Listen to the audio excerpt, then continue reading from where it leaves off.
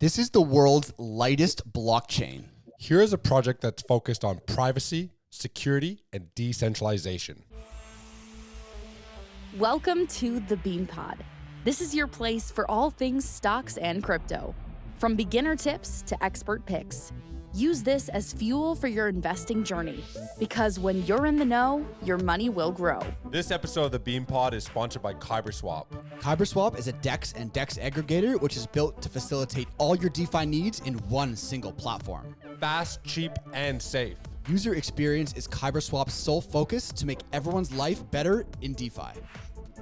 Welcome to the Bean Pod. This is Shane, aka the Jolly Green Investor. And this is Josh, the Nifty Investor. Today we have a very special guest. We have James Strudwick, who is the head of business development for Mina Foundation. Welcome, James. Thanks for having me, guys. Lovely, James. Hey, thanks a lot for joining us today. There's been a lot of discussion lately.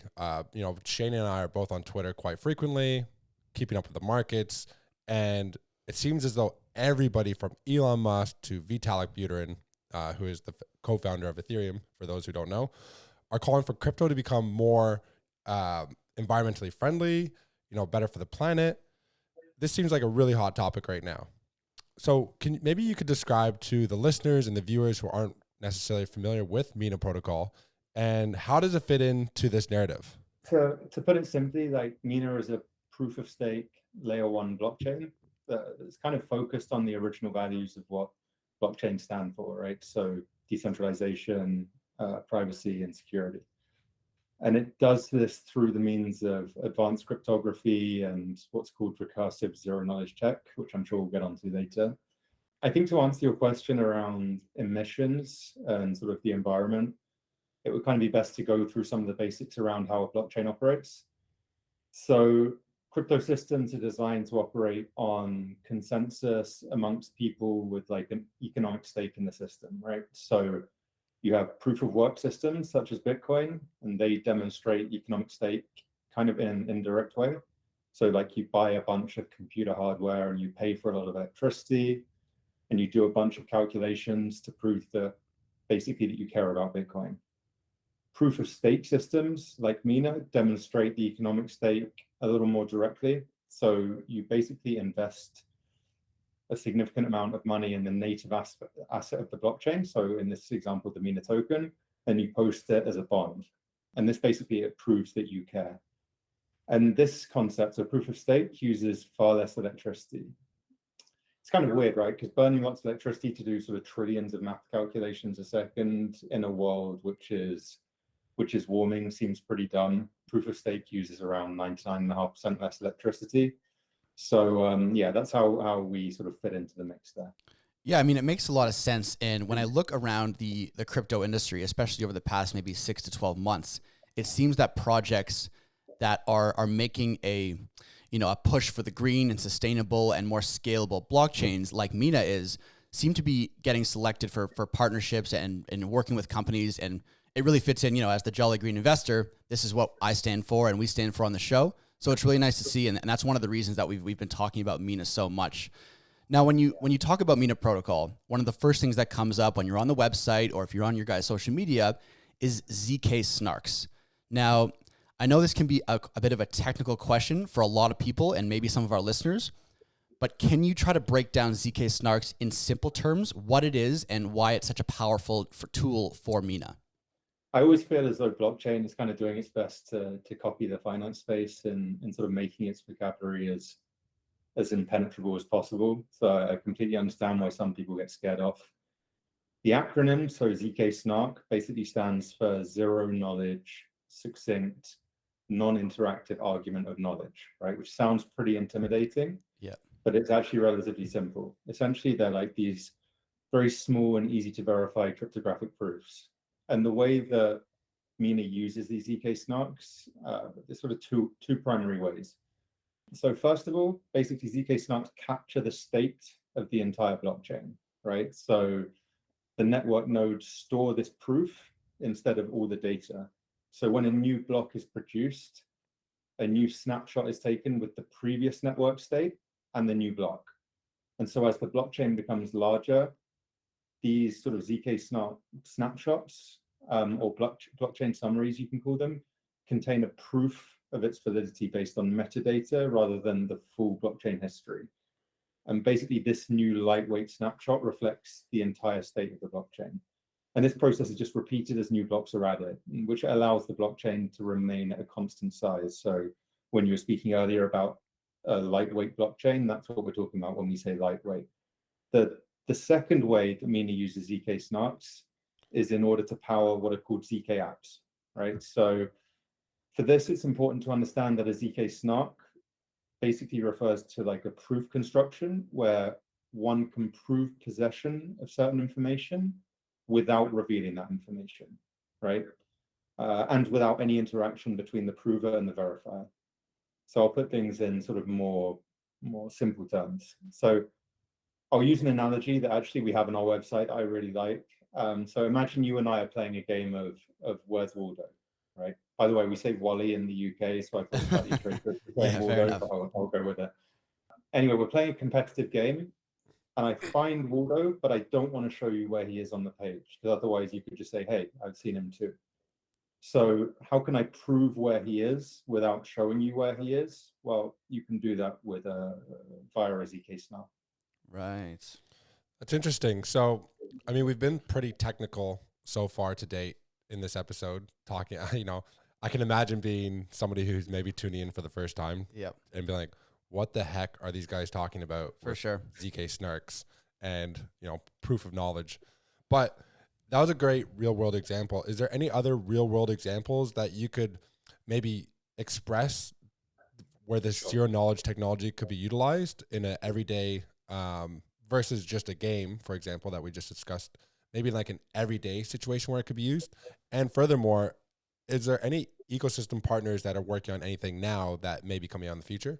Yeah, sure. So I think that one area that's super interesting and becoming kind of more relevant at the moment is verifiability.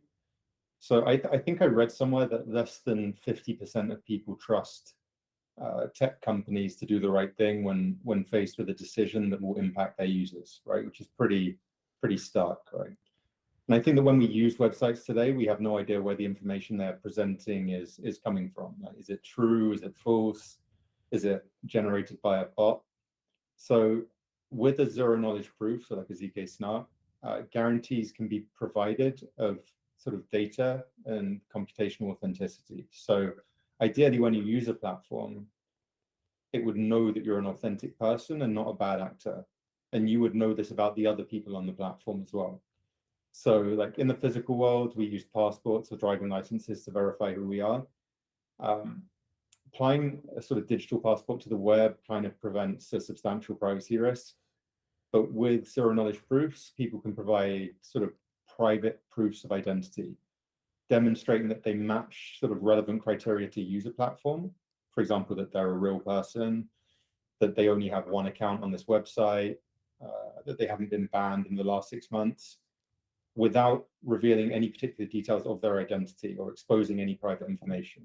So that's one sort of use case that I really like. I think a second one is in the privacy sphere. So again, sort of most centralized internet sites don't have a great history when it comes to handling data. Ideally, sort of users would be able to use the websites of their choice without exposing any of their private information, right? And with zero knowledge proofs, again, these Zk-Snarks, a company can leverage a user's information without ever actually taking custody of that information. And this goes for more traditional databases. So let's say you're applying for a mortgage. Banks require like this huge list of information, right, in order to feel certain that you can be trusted to pay them back. They need your credit score, your banking history, information on other debts, your marital information, health information, etc. And all of this is generally stored and can easily slip into the wrong hands. And instead of taking that risk, you can simply share a proof that you meet whatever criteria they require without actually showing any of that data, without actually revealing any of that data. And you do this via a zero knowledge proof. And what's really cool is that the programming language to create these zero knowledge apps, these ZK apps as we call them, is a programming language called Snarky.js. And it's based on TypeScript, which is one of the most popular and used programming languages in the world. So we have a whole host of people sort of working on these kind of use cases at the moment.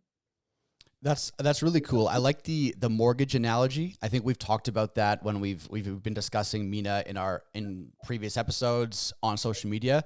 I think a lot of our listeners can probably resonate with, maybe having applied for a mortgage or dealt with that at some point. So it's always nice to have real world scenarios that people can relate to really understand how powerful this Mina tech and the Zk-Snarks can be. And then the other thing you mentioned was potentially having it verify who the person is on a website, which, a very hot topic right now is the blue check mark with Elon Musk's new Twitter. So, on this podcast, we always like to talk about trending topics, especially, it brings to light what companies like Mina have been working on, and to see potential real world use cases for your technology pop up and be, all the rage and everyone's talking about it. I feel like that it kind of gives a bit of validity to what your team has been working on for so long. And that kind of brings me to my next question.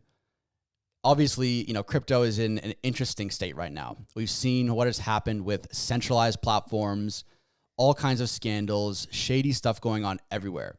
It seems like, one, now we're seeing a massive shift back towards decentralized platforms from centralized platforms, which is actually backed up with some stats that we talked about on a recent episode, showing how people are moving from centralized platforms and blockchains to decentralized ones. So right now, decentralization is one of the most important topics in the crypto industry. And at the start of the episode, we mentioned that Mina is focusing on decentralization specifically. So can you talk about a little bit of what Mina is doing in that regard, just to kind of put decentralization as your top focus, or one of your focuses? Yeah, sure. So, obviously I won't comment too much about sort of particular firms or projects, but I think that what's pretty apparent is the recent failures in our industry were a failure of centralized systems, not necessarily a failure of blockchain technology per se. And so centralized systems allow for complete lapses in transparency that wouldn't be able to happen on a decentralized network. Where I would link this to Mina is via sort of this paradox in crypto, where oftentimes the bigger a blockchain gets, the more centralized it becomes. And this is generally because sort of full node verification becomes computationally more difficult and expensive, which limits who can participate in securing the network. And so Mina empowers more people to participate because verification is way more affordable and way more secure. So right now, like other Mina ecosystem partners are working to make it so that anyone using a simple web browser can run a node, right? Which is pretty crazy when you think about it. And so the more users who can participate in securing the network, the more decentralized the protocol. And this is something that we really care about, this sort of decentralization at scale. When anyone can enforce the rules by validating a public ledger, power remains in the hands of the many and not the few, which hasn't been the case recently. Most of the attention from blockchain developers over the past year or two has been focused, in my opinion, pretty singularly on increasing the scale of blockchains. And sort of my thesis, I would say, is that we're slowly starting to see that, like, although pretty important, scale isn't everything, and that decentralization is a primary consideration. Yeah, I mean, it definitely is. And we have, like you said, we have seen that outflow from centralized to decentralized, and, more about what crypto was designed to actually be in the first place. Yeah, exactly. So we discussed a bit about the actual technology in terms of zero knowledge proofs and the Zk-Snarks. We've discussed a little bit about the decentralization, but I think it's important to discuss the proof of stake aspect of things. What makes Mina so special as well, in terms of how it's environmentally friendly. So there's obviously different proof of stakes. So we have delegated proof of stake, we have pure proof of stake, proof of importance. So there's different versions of proof of stake. Maybe you could elaborate a little bit more on Mina's version of proof of stake. Yeah, so this can get pretty complicated. So I'll try and say relatively surface level. So the proof of stake consensus mechanism that we use is called Ouroboros Samasika, right? Which I can barely pronounce it myself. The primary difference between Mina's proof of stake versus others is that it achieves consensus without long-term history, right? So this goes back to the Zk-Snarks first use case that I highlighted earlier. I guess the other point of difference worth mentioning compared to other proof of stake protocols like Solana, for example, is that our proof of stake consensus system doesn't involve locking up stakes to validate, right? Which is pretty cool as well. But yeah, I'll stop there because otherwise it can get pretty heavy. Yeah, that's fair enough. No, it's good to just, give like a broad overview and just know that, there's differences in what Mina is doing to then a lot of the other projects out there, which is one of the reasons that we like Mina. And one of the other reasons that we've kind of, we research a lot of projects on this show. And we like to find certain things or certain use cases that can make it very easy for what doesn't matter if you're a newbie in crypto or if you're an OG crypto head, certain things that can, it's like that light bulb moment where you start using a technology from a business or a protocol and it just gives you like, wow. So one of the things that I think, or we are excited about the potential with Mina is this, what is it? It's the one universal, one private internet login capability. So, kind of like not exactly the same, but to give a user perspective, it's like, you have your MetaMask and you can connect to different websites and it makes it very easy. But I think Mina is working on something in even a different way where you can log into a lot of sites eventually from one account. And also I feel like the zero knowledge, not sharing your vulnerable data, but still being able to log in. So if you can give us any more information about that and how that might work, or get people excited about that, that'd be pretty cool. Yeah, and I think this is one of these areas that could really interest a lot of people. I think that this use case kind of demonstrates how ZK tech in general is really going to help bridge the gap and bring sort of these millions of users over to Web3. So the concept of this like one private internet login is pretty simple. So basically users can access any internet website or service privately without creating an account and handing over all their personal data, right? So instead, all they do is they log in securely with Mina. They basically create these sort of what are called ZK app-based login accounts on Mina using their email, for example. And then the ZK app proves to the website that the user owns the underlying email address without actually even giving the email address itself, right? So essentially, we've had a sort of evolution recently where like Apple and Google made logins a little more simple with this sort of centralized login service, but it's a login that isn't private. It's a login that isn't censorship resistant. And even though right now this is just a concept, it's a solution that is going to be trustless, private, and censorship resistant in the future. I do think at this point it's kind of worth highlighting another area where I think Web 2 and Web 3 coincide that I don't see getting enough attention when it comes to Mina. And it's the possibility of like interaction with the internet. So at the moment, real world information is generally off limits to blockchain applications, which kind of limits scope and sort of general utility. And Mina ZK apps can basically privately interact with any website and access sort of real world data for use on chain, right? So developers can use real world data in computing and decision making without ever compromising privacy. And then so users can not only access the chain in sort of this permissionless way that I was talking about before, but they can bring all of their data with them. And like people may get that a little bit confused with like oracles at the moment, but like oracles on Mina don't need off-chain infrastructure, right? They can afford to just directly pull data on chain and compute it on chain. And that removes like this whole piece of infrastructure that's vulnerable and sort of non-transparent out of the stack. So yeah, it's pretty cool. Yeah, that is really cool. And so going back to the universal login, is that something you envision? We talked about potential use cases earlier today, whether it was the proof of privacy with the mortgages or the healthcare or even DeFi transactions. With the universal login, would that kind of relate to how users would potentially use these kind of websites? Is it kind of all locked into one circle of how the user would experience the technology? Does it all relate like that? Yeah, I think eventually that would be the idea, right? I mean, this is conceptual for the moment, but there's no reason why you ever have to log into any service again, right? You'll be able to have all your identity on Mina, prove the identity that you require for any service that you require, get a mortgage sort of using your identity as opposed to having to send over a bunch of data, use Twitter, use Facebook, use Google, whatever it is that you're doing online. Eventually, you should be able to do that entirely privately and entirely trustlessly. Very cool. I feel like now, we've talked about a lot of technical things, but when we start breaking it down and bring real world use cases into it, and then that very eloquent explanation that you gave can now give people, an insight into the potential power of what Mina Protocol can do. I really like the one private internet login. Yeah, I'm a complete dummy when it comes to using technology, and I'm also, as cyber attacks get greater and whatnot, I think the privacy aspect is going to be huge.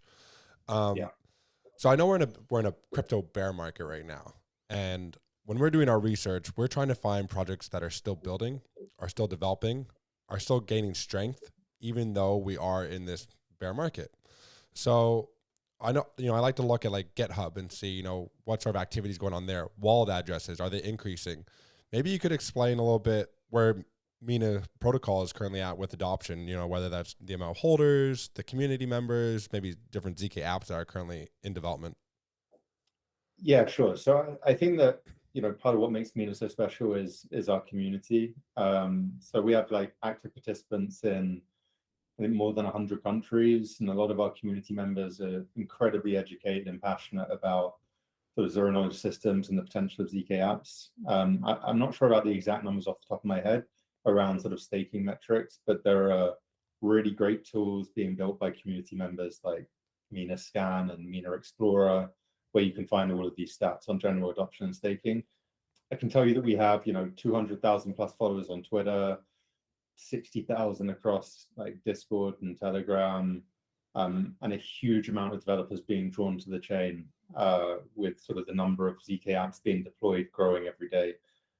I think, I was in Colombia a couple of months back for sort of ETH Bogota and a couple of the other conferences that were going on there, and I think every other talk that was on was around zero knowledge proofs, right? And it's pretty apparent that a lot of people are starting to see that this is how we move to the next phase of adoption. And I think that Mina's probably the chain that is the most set or the most advanced when it comes to making that a reality. That's exciting. One of the things that we can always tell about a project is how the community is. Anytime Josh and I tweet about a project, you can always gauge the level of activeness of a community. And I have to say, anytime I mention Mina or tweet about Mina or share a Mina tweet, you can always see the rabid Mina fans coming out and supporting it, which is always great to see. So is there any sort of exciting news or important milestones coming up in the near to midterm future that you could share with us? Yeah, so sort of things that I'm allowed to share at the moment, I guess, we're focused on bringing sort of easier ZK app programmability to mainnet and supporting developers. So at the moment we have ZK Ignite, which is, we have, I think, Cohort 0, it's called, it's a program that we have wrapping up. And this was like this huge initiative with a 250,000 Mina prize pool to get developers building. We're pretty excited about the results so far. We plan to launch an even larger effort with ZK Ignite, Cohort 1, and that will be next year. So if you're a developer or one, come and have a look, come and build on Mina, come and test out Snarky.js. Like, I'm sure you'll be impressed. There's a lot of really exciting things happening with Mina. We've discussed, the privacy aspect of it, the technology behind it, the decentralization.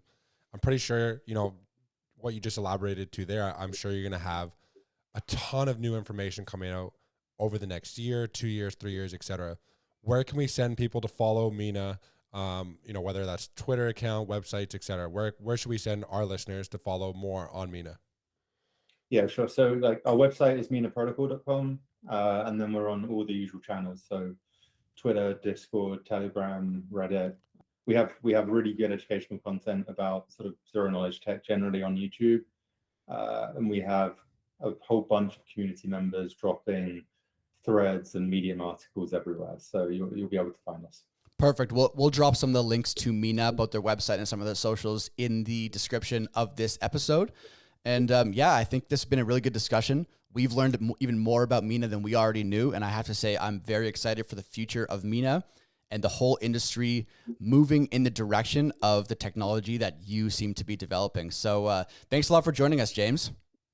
Thanks a lot. Thanks for your time, guys. Awesome. Hey guys, make sure you smash the like button, make sure you're subscribed, and then tune into the next episode. That one's going to be a banger.